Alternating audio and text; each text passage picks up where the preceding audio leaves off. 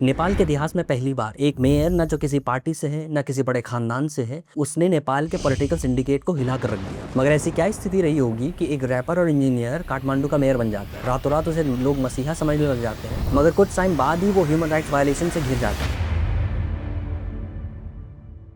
इस वीडियो में आगे मैं आपको सिर्फ बालेन शाह के बारे में नहीं बताऊंगा, बल्कि उनकी पॉलिसीज में छुपे हुए सटल साइंस ऑफ ऑपरेशंस के बारे में बताऊंगा, जो कि अक्सर उनकी पॉपुलैरिटी के पीछे छुप जाते हैं। बालेन शाह पेशे से एक स्ट्रक्चरल इंजीनियर और रैपर हैं। पॉलिटिक्स में आने से पहले उन्होंने काठमांडू में फैले कूड़े कचरे और ट्रैफिक को देखकर उस पर तंज कसते हुए कई रैप और गाने बनाए। 2022 में जब उन्होंने पॉलिटिक्स में एंट्री ली तो उन्होंने किसी पार्टी का झंडा नहीं उठाया।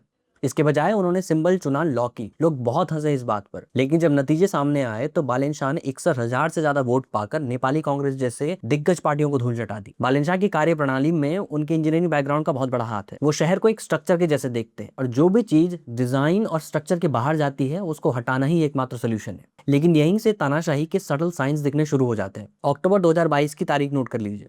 मेयर बनते ही काठमांडू नगर पालिका की सड़कों को साफ करने का अभियान शुरू हो जाता है। पुलिस सरेआम गरीब दुकानदारों का सामान जब्त करना शुरू कर देती है।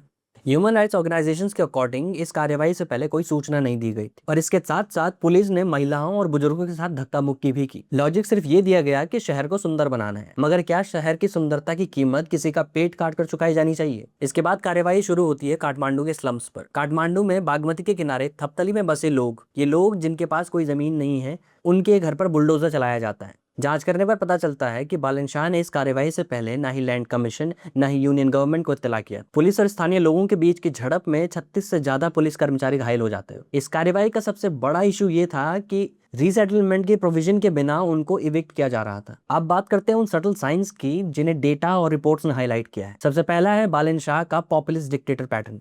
बालेन शाह सोशल मीडिया को बड़े अच्छे से समझते हैं और वह इसका टैक्टिकली इस्तेमाल भी करते हैं। वो अक्सर कोर्ट के आदेशों को चुनौती देते हैं। जब पाटन हाई कोर्ट ने उनके एक सिनेमा हॉल को लेकर दिए हुए आदेश पर रोक लगाई तो बालेन शाह फेसबुक पर लिखते हैं, मैं किसी कानून या अदालत में नहीं मानता। ये एक बहुत ही खतरनाक संकेत है। जब एक लोकतांत्रिक पद पर बैठा एक नेता देश की न्यायपालिका को सार्वजनिक चुनौती देता है तो इस डेमोक्रेसी को अंदर से खोखला कर देता है। इस कड़ी में दूसरा बड़ा साइन है डिजिटल निगरानी। बालेन शाह ने काठमांडू में सीसीटीवी सर्वेलेंस का जाल बिछा दिया है। सिक्योरिटी पॉइंट ऑफ व्यू से ये एक अच्छी चीज़ है, मगर एमनेस्टी इंटरनेशनल जैसे ऑर्गेनाइजेशंस इस पर क्वेश्चंस उठा रहे हैं। उनका आरोप है कि कहीं ये डेटा उनके विरोधियों को ट्रैक करने के लिए तो इस्तेमाल नहीं हो रहा है। तीसरा जो सबसे बड़ा साइन है वो है स्टूडेंट पॉलिटिक्स को बैन कर देना। बालेन शाह ने पीएम बनते ही 3 दिन के अंदर स्टूडेंट पॉलिटिक्स को बैन कर दिया है नेपाल के अंदर, जबकि स्टूडेंट पॉलिटिक्स ही वो रीज़न थी कि वो पावर में आए। अगर आप अपने खिलाफ आवाज़ उठाने वालों को ही बैन कर दें तो ये तानाशाही नहीं है तो क्या है?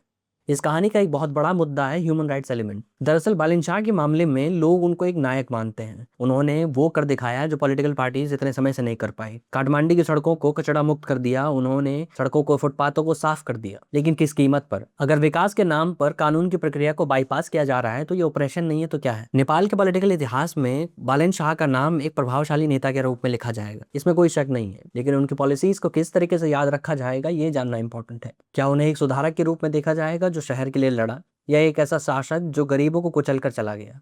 आपको क्या लगता है? बालेन शाह के रूल में नेपाल एक डेमोक्रेसी रह पाएगा या एंड तक एक तानाशाही में बदल जाएगा? हमें कमेंट्स में ज़रूर बताइए।